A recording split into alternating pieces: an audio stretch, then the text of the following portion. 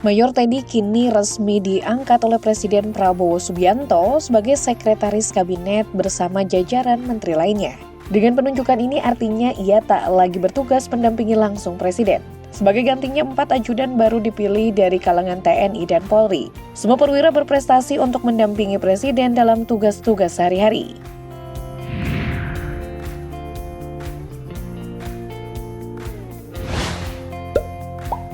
Bagaimana kriteria pemilihan ajudan untuk Presiden?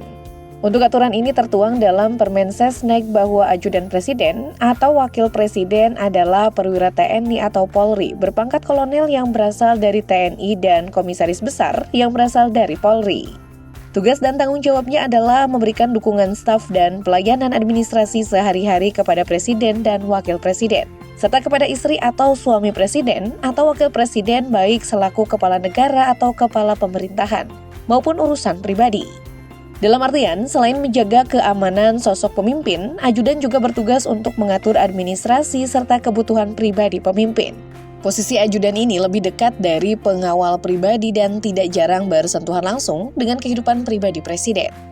Kemampuan yang serba terbaik itu membuat ajudan Presiden memiliki masa depan yang cukup cerah. Selepas menjadi ajudan, hampir pasti karirnya akan berlanjut ke perwira tinggi, bahkan menjadi pimpinan di institusi masing-masing, baik TNI maupun Polri.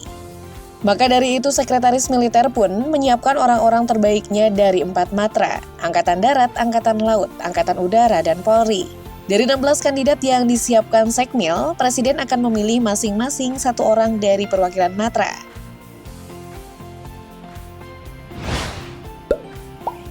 Nama Kolonel Infanteri Wahyo Yuniartoto dipilih menjadi ajudan Prabowo Subianto. Wahyo Yuniartoto adalah perwira TNI Angkatan Darat yang berasal dari Purbalingga. Prajurit kelahiran 1979 ini lulusan Akademi Militer tahun 2001 Kacabangan Infanteri Baret Merah berpangkat kolonel. Dan sebelum dipilih sebagai ajudan Presiden, Wahyo menjabat sebagai Komandan Grup 2 Kopassus. Mengapa Wahyo Yuniartoto yang dipilih? Ini karena karirnya yang cemerlang dan segudang prestasi yang ia pernah raih. Ia bahkan pernah jadi salah satu prajurit termuda yang menjabat sebagai asisten operasi Kopassus. Salah satu kemampuan atau keahliannya adalah sebagai motivator yang handal. Gaya bicaranya khas, runtut, terarah, jelas, tegas, bersemangat, dan berapi-api. Hal ini yang membuatnya sering diminta untuk memberikan motivasi, baik di kalangan militer maupun sipil. Makanya Wahyo pernah dipercaya jadi manajer timnas pencaksilat Indonesia di kejuaraan dunia di Malaysia pada tahun 2022. Di mana Indonesia berhasil meraih gelar juara umum. Buat yang masih ingat juga, ia adalah perwira Kopassus yang ditantang duel oleh pelatih silat Vietnam di SEA Games 2023. Karir pendidikannya juga mentereng. Wahyo meraih gelar sarjana ekonomi pada 2014 dan menyelesaikan pendidikan S2 Strategi Pertahanan Darat pada 2018. Dia juga pernah mengikuti Susarcap IF tahun 2002, kemudian Salapa pada tahun 2012, dan Seskoad pada tahun 2016. Wahyo juga menyelesaikan sejumlah pendidikan pengembangan spesialis di dalam dan di luar negeri.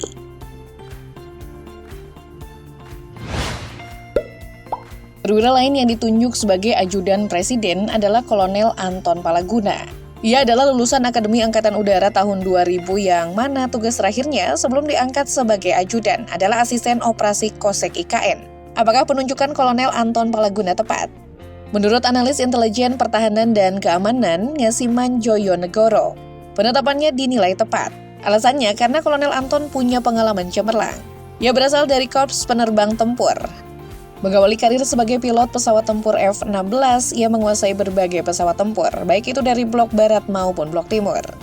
Selama 24 tahun ia bertugas dalam berbagai operasi matra udara dan operasi gabungan TNI, khususnya operasi pertahanan udara.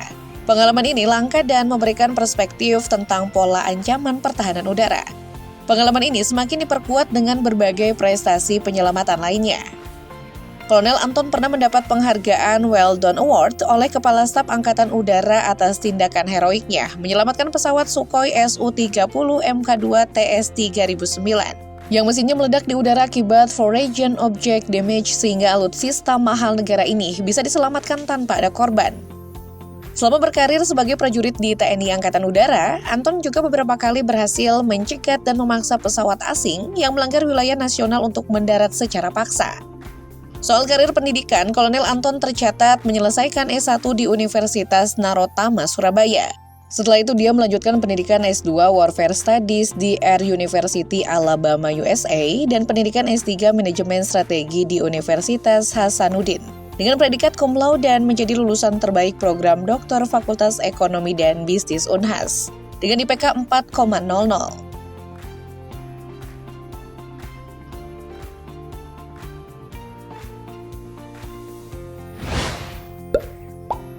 Selanjutnya ada Letnan Kolonel Romi HB Putra.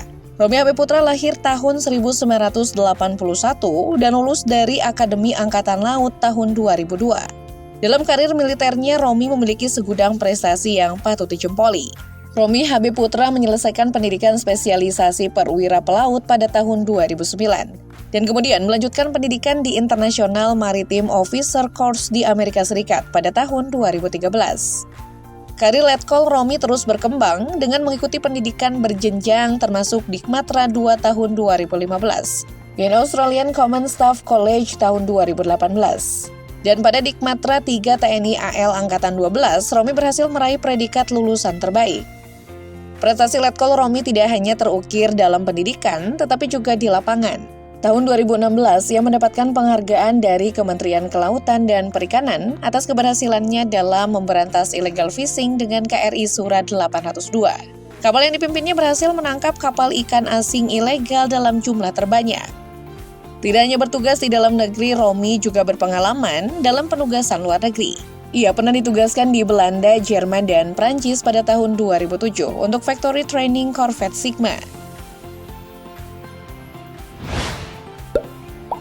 Sementara dari Polri terpilih nama Komisaris Besar Ahri Sontanasution. Ahri adalah lulusan Akademi Kepolisian tahun 2002 yang mana sebelumnya menjabat sebagai Sekretaris Pribadi Kapolri Jenderal Listio Sigit Prabowo. Yang sempat jadi sorotan karena mendapat kenaikan pangkat luar biasa dari ajun Komisaris Besar Polisi AKBP menjadi Komisaris Besar Polisi. Banyak yang kemudian meragukan kemampuannya, tapi kalau kita bicara karirnya di kepolisian, ia punya rekam jejak cemerlang. Pria kelahiran Bandung 2 April tahun 1981 ini sempat mengemban tugas dan terlibat dalam operasi penting di lingkup Polri. Ia terlibat dalam Satuan Tugas Khusus Operasi Nemangkawi di Papua dan merupakan bagian dari tim yang menangkap Joko Chandra di Malaysia terkait kasus korupsi pengalihan hak tagih Bank Bali. Saat menjabat sebagai Kepala Unit 2 Subdit 2 Ditres Narkoba Polda Metro Jaya, Ahri berhasil mengungkap kasus narkotika dalam jumlah besar. Selain itu, Ahri juga memiliki gelar Doktor Ilmu Kepolisian yang diraihnya pada tahun 2018. Ahri juga menempuh berbagai pendidikan kejuruan di luar negeri, termasuk di Belanda, Jerman, dan Florida.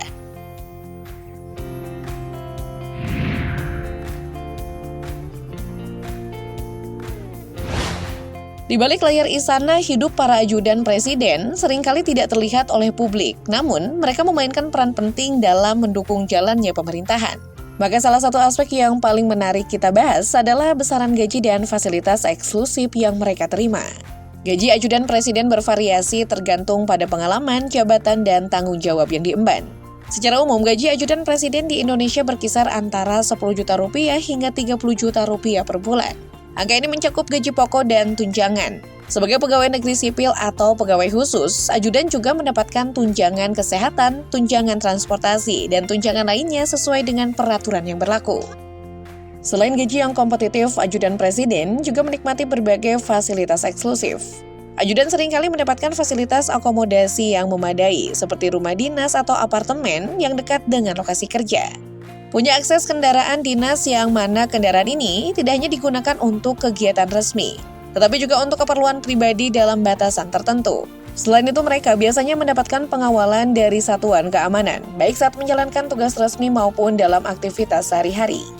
Ajudan juga memiliki kesempatan untuk mengikuti pelatihan dan pengembangan diri, baik dalam bidang keamanan, protokoler, maupun manajemen. Selain itu, mereka memiliki jaminan kesehatan yang mencakup perawatan medis di rumah sakit tertentu, serta asuransi kesehatan yang komprehensif.